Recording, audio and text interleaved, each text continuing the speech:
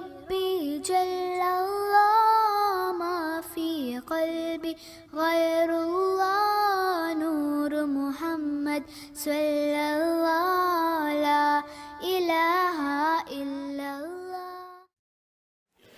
Satu lagi kemudian pada gelombang cinta ya, jika boleh, tentang perbedaan agama.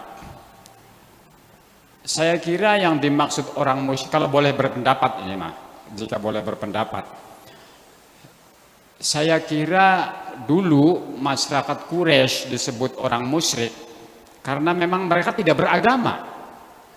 Kristen bukan, Yahudi bukan, Hindu bukan, Buddha bukan, Islam juga bukan, sehingga kemudian disebut sebagai musyrik.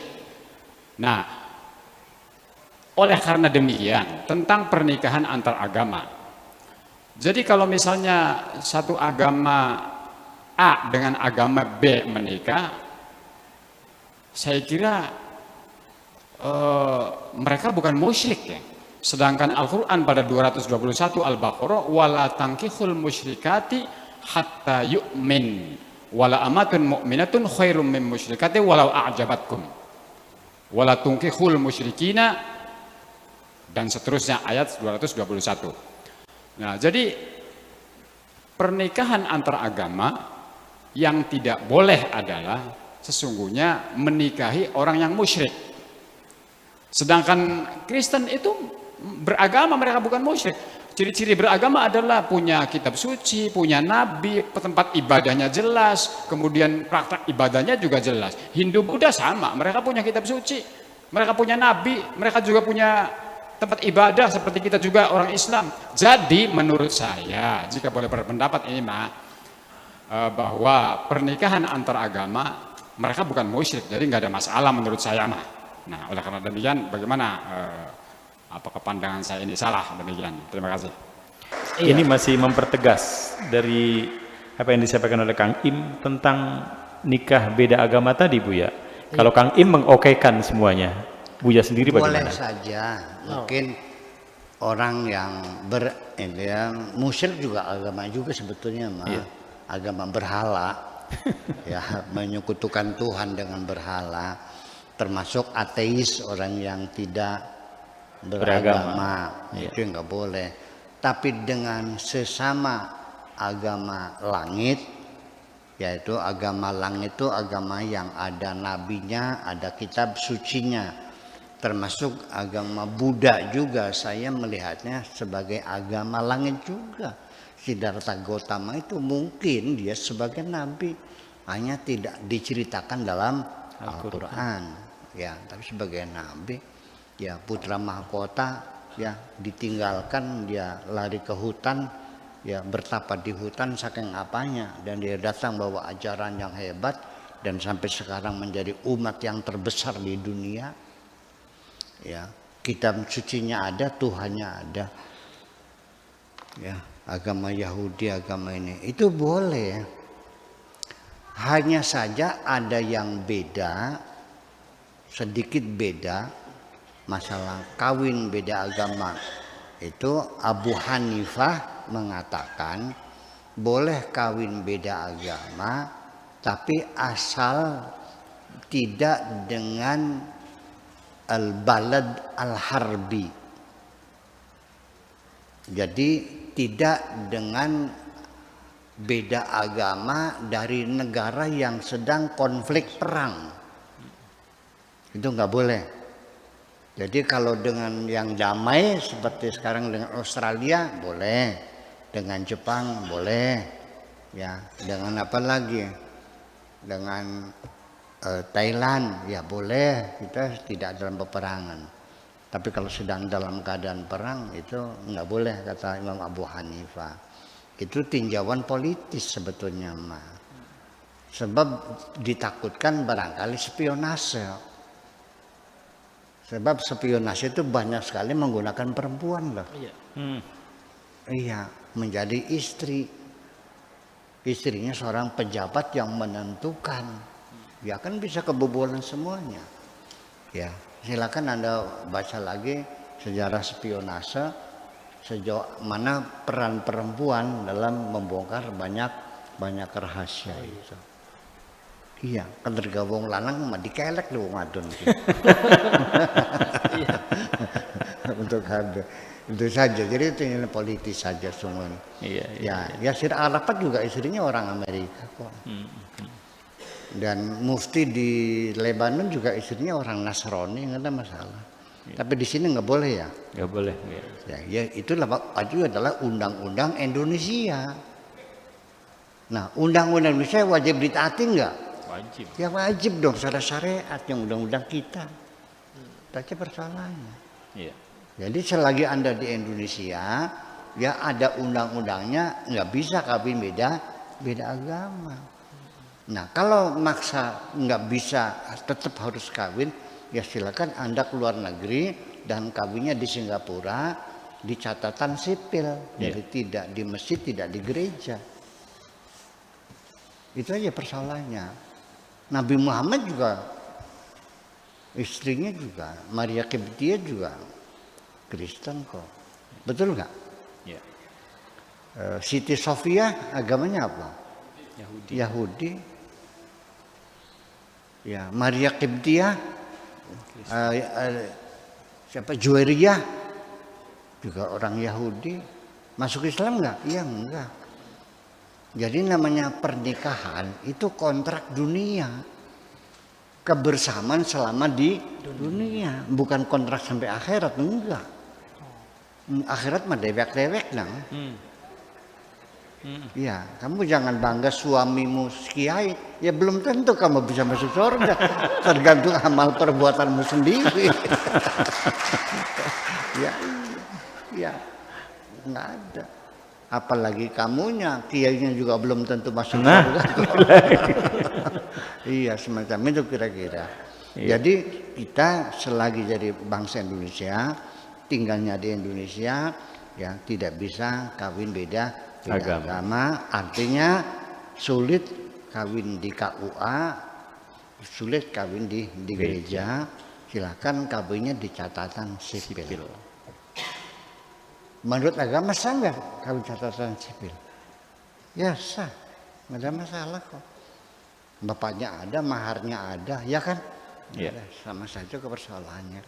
Ini begini kadang-kadang. Seremoni pernikahan di Indonesia seolah-olah itulah syariat Islam yang berlaku seluruh dunia. Di sana itu orang kawin tuh nggak seperti ini. Tangan kanannya tangannya dipegang oleh wali, terus walinya mengatakan, bapaknya pengantin perempuan, zawajtuka wa ankahtuka binti Hasanah bimahri kada wa kada halan. Lalu dia menjawabnya qabil itu. Terus nggak ada begitu tuh. Itu mah di sini. Saya di Tunisia lama di sana. Orang nikah ya datang ke notaris, ya ke adel namanya notaris. Ditulis siapa nama kamu, Hasanah, kamunya siapa, namanya Hasan, alamatnya, ya kemudian apa yang kamu inginkan, kami sepakat mau nikah. Ditulis pada hari ini menghadap kepada saya notaris, ya Fulan bin Fulan, alamat di sini. 2 orang menghadap, 1 Hasanah, alamat tanggal lahir, 2 Hasan, tanggal lahir. Pihak 1, ya 1 pihak pertama dan pihak kedua telah sepakat di hadapan saya untuk melangsungkan pernikahan, hidup bersama bahagia dunia dan akhirat. Dan pihak lelaki memberikan mahar sekian juta banyaknya, pihak perempuan menerima dengan suka hati. Demikian kesepakatan berdua tanpa ada tekanan dan paksaan dari siapapun. Demikian surat dibuat untuk dipergunakan sebagaimana mestinya, tanggal sekian, tanda tangan. Dah. Gus mana balik mana? Nggak ada zawaj itu orang kata nggak ada. Itu persoalannya. Itu kan persoalannya. Sekarang boleh nggak ijab kabul dengan surat. Ya itu kan. Suaminya di Amerika, istrinya di Indonesia. Saudara Zuleha, apakah Anda bersedia menjadi istri saya? Ya, dengan mas kawin sebesar sekian. Kalau Anda bersedia, tolong jawablah ya. Dan kita sepakat. 1 bulan datang dijawab. Iya. Kepada yang terhormat Kakanda Fulana, Fulan bin Fulan, saya terima lamaran Anda dan saya suka. Ya. Sangka begitu tuh. Ini kan jadi persoalan, itu kan hasil ijtihad. Ya, saksi menurut Abu Hanifah tidak mesti harus duduk di tempat kok. Yang penting setelah kawin lalu kirim undangan mengadakan seremoni pesta. Undangan hadir menyaksikan 2 orang telah menikah minggu yang kemarin. Itu saksi mereka. Tidak mesti harus duduk di tempat. Karena saksi bagi Abu Hanifah adalah lidaf'il fitnah. Untuk tolak fitnah. Menurut Imam Syafi'i sebagai rukun. Itu kan persoalannya. Ini adalah perbedaan pemikiran fikih sesungguhnya. Nggak ada masalah. Silakan.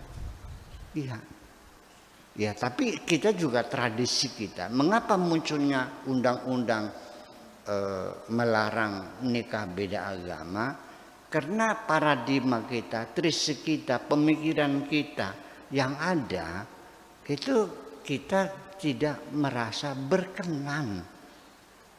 Kita merendahkan orang ketika menikah dengan orang yang beragama lain. Itu nilai-nilai sosial yang tertanam lama di negeri kita seperti itu. Betul nggak? Iya, betul. Iya, maka muncullah undang-undang seperti itu.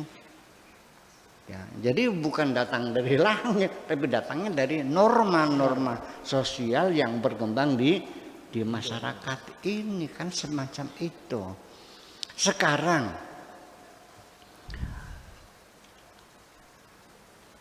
kalau kamu memelihara anjing, nggak ada masalah. Nyong anjing nggak najis nggak apa kok. Hanya Imam Syafi'i yang menajiskan itu. Semua imam nggak ada yang mengatakan najis. Yang binatang yang paling setia, binatang yang paling dekat dengan manusia adalah anjing, dan binatang yang paling banyak manfaatnya dipelihara di sana. Tapi karena di sini mayoritas mazhabnya Syafi'i, ketika ada seorang kiai melihara anjing, ya jatuh harganya. Iya, kiai kirik kan? Kiai kirik. Terus gimana? Kafir enggak? Murtadnya enggak kok. Nah, saya sendiri juga ketika di Tunisia, tetangga saya kesian rumah saya sering ditinggal, saya pulang malam takut barangkali aja maling kan gitu. Dikasih anjing saya tuh, ini anjingnya dikasih bagus anjingnya buat jaga rumah, kesian ya, lumayan lah buat jaga rumah. Ya udah saya terima, saya taruh di pojok, saya ikat. Ya saya nggak mau pegang, yang najis ya. Ya jadi kalau saya makan saya lempar-lemparin aja dari jauh kan gitu. Gitu. Sampai anjing itu karena nggak pernah dilepas dari ikatannya, nggak pernah dibawa jalan-jalan, akhirnya pincang. Oh. Yang ngasihnya marah sama saya. Gimana sih kamu dikasih anjing nggak diajak jalan-jalan, lu diiketin terus? Dia bilang saya nggak mau pegangnya. Itu kan jadi persoalan. Ya di sana mah ya orang Islam, kalaupun mufti, imam masjid, ya punya anjing nggak ada masalah kok. Nah itulah Islam mah Islam, tapi hasil ijtihadnya bukan berbeda-beda, malah berbeda-beda semacam itu kira-kira. Jadi ya sebaiknya saya menganjurkan kalau bisa mah ya kalau kawin tuh ya dengan seagama sajalah, karena biasanya menjadi masalah di kemudian hari. Kadang-kadang ngenesnya itu sudah nenek-nenek, kakek-kakek bercerai. Iya, susah untuk beradaptasi Kalau bedanya beda agama, kalau beda selera bisa, beda kebiasaan bisa, Iya. ya keilmuan ya bisa beradaptasi, istrinya belajar lagi, pinter kan akhirnya, betul nggak? Iya, pakaian ya bisa beradaptasi, karena tinggalnya di pesantren ya pakai jilbab lagi, pakai onder lagi yang benar ya, hot pantnya ya dibuang. Tinggalnya di kampung ya sendal yang haknya tinggi ya diganti dengan sandal yang ceper dan sebagainya. Saya kira, tapi kalau beda agama adaptasinya ya harus murtad. Iya. Betul nggak? Iya. Itu yang jadi persoalan. Yalah. Tetapi tetap dalam hak kemanusiaan nggak bisa dilarang secara kemanusiaan orang mau menikah dengan agama yang berbeda, itu urusan dia. Ya dong, makanya kalau mau nikah beda agama ya silakan nikahnya di catatan Sipil. sipil. Makasih gitu aja.